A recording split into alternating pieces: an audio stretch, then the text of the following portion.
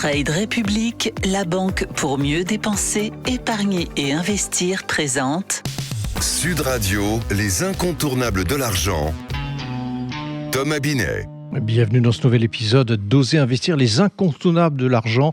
Je suis accompagné de Mathias Bassino, porte-parole de la Banque Trade République. Bonsoir Mathias. Bonsoir Thomas.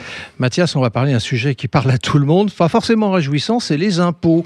Oui. Alors, en quoi les impôts, Mathias, sur nos investissements ont-ils changé cette année ? Effectivement, en 2026, depuis le 1er janvier, les impôts qui s'appliquent aux plus-values réalisées sur nos investissements ont changé. C'est un impôt qui avait pris le surnom depuis 2017 de flat tax, ce qui veut dire la taxe avec un niveau identique, stable.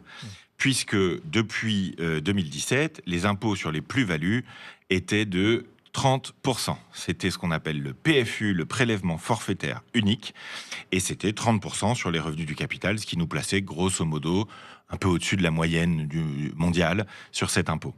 Depuis le 1er janvier, ça a augmenter les parlementaires pour essayer de résorber le déficit budgétaire, ont décidé d'une hausse d'une composante du prélèvement forfaitaire unique, qui sont les charges sociales, qui sont passées donc à 18,6, amenant le total à 31,4. On est donc passé de 30% d'impôts à 31,4% d'impôts sur les plus-values, sauf bien sûr, pour l'assurance vie qui a été préservée, puisque une large part des encours de l'assurance vie est dans de la dette française.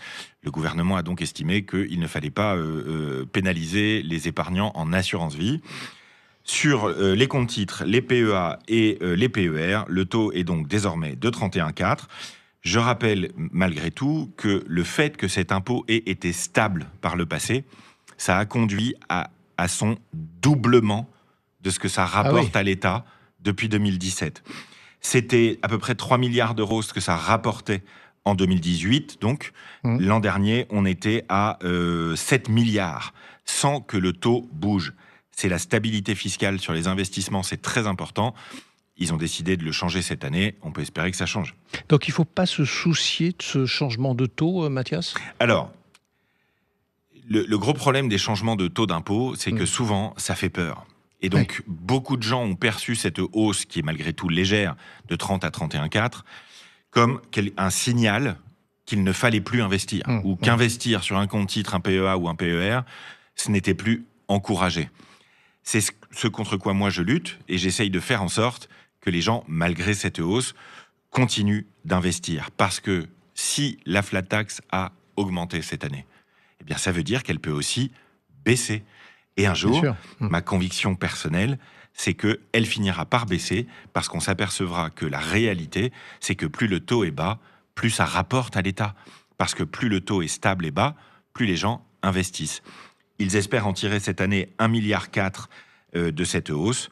Nous verrons à la fin de l'année si ça a bien été le cas. Alors en attendant de voir si vos prédictions se réalisent, on fait quoi, Mathias ? Eh bien, comme toujours, avec l'argent, on fait le calcul. On vérifie, on s'informe. Et donc, voilà, un changement de 1,4% d'imposition en plus sur les plus-values, ça ne veut pas dire qu'il faut arrêter d'investir.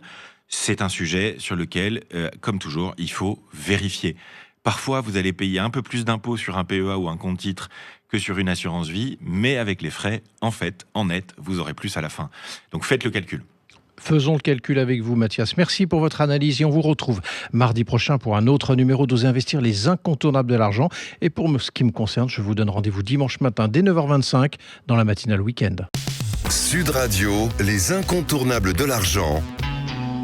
Thomas Binet. avec Trade République, la banque pour mieux dépenser, épargner et investir.